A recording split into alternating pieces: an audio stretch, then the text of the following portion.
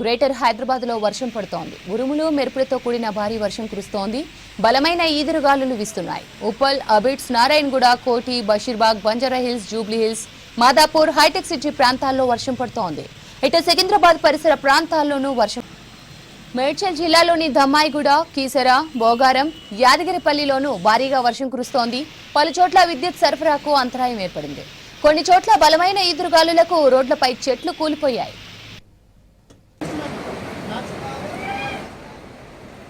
మరింత సమాచారం pension office నుంచి అజయ్ అందిస్తారు. అజయ్, సిటీలో వర్షాల ప్రభావం ఎలా ఉంది?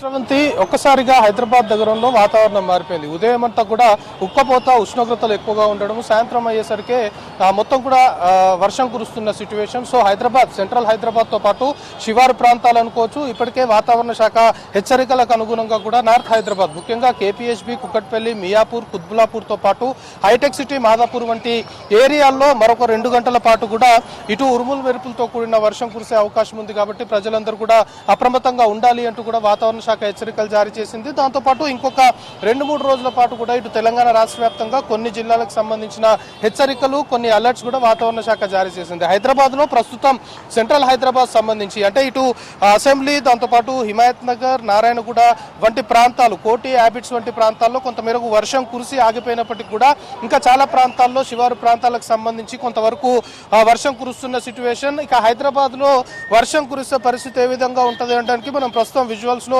చూస్తున్నాము.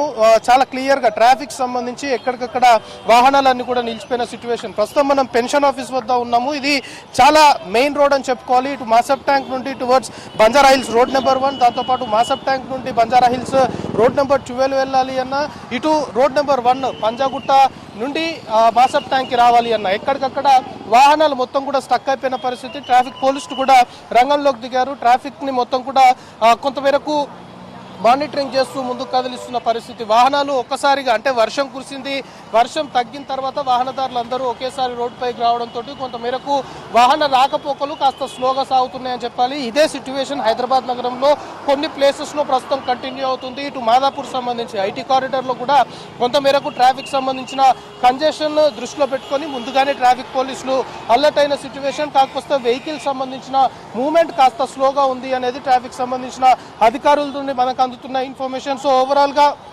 హైదరాబాద్ నగరంలో ప్రస్తుతం ఇంకొక 2-3 గంటల పాటు కూడా కొన్ని ప్లేసెస్లో మనం చెప్పుకుంటున్నట్లు నార్త్ హైదరాబాద్లో ఉరుములు మెరుపులతో కూడిన వర్షము, ఈదురుగాలతో కూడిన వర్షం కురిసే అవకాశం ఉంది. కాబట్టి ప్రజలు అప్రమత్తంగా ఉండాలి. ముఖ్యంగా ఇప్పటికే చాలా ప్లేసెస్లో కూడా ఈదురుగాలు చాలా వరకు గంటకి 30 నుండి 40 కిలోమీటర్ల వేగంతో ఈదురుగాలు వీసే అవకాశం ఉందని వాతావరణ శాఖ హెచ్చరికలకు అనుగుణంగానే కొన్ని ప్లేసెస్లో చాలా వరకు విద్యుత్ స్తంభాలు నేలకొలగడము, చెట్లు కూలిపోవడము ఇలాంటి పరిస్థితులు ఉన్నాయి. కాబట్టి చాలా వరకు ప్రజలు అప్రమత్తంగా ఉండాలి. ఎప్పటికప్పుడు ఇటు మాన్సూన్ సంబంధించి అంటే ఆ సంబంధిత అధికారులు ఎవరైతే ఉంటారో వాళ్ళకి సమాచారం అందిస్తే ఖచ్చితంగా గ్రౌండ్ లెవెల్లో ఇబ్బందులు పడే ప్రజల వద్దకు అధికారులు వస్తారు అనే దానిపైన ఇప్పటికే ఉన్నతాధికారులు అందరూ కూడా అలర్ట్ అవ్వడం జరిగింది. దాంతోపాటు వాతావరణ శాఖకు సంబంధించిన హెచ్చరికలకు సంబంధించి కూడా మరొక 2-3 గంటల పాటు మాత్రం హైదరాబాద్లో కొంతమేరకు కొన్ని ప్లేసెస్లో వర్షము భారీగానే కురిసే అవకాశం ఉందని హెచ్చరికలు జారీ చేసింది. కాబట్టి దానికి అనుగుణంగానే అధికార యంత్రాంగం కూడా అలర్ట్ అయిపోయింది. కానీ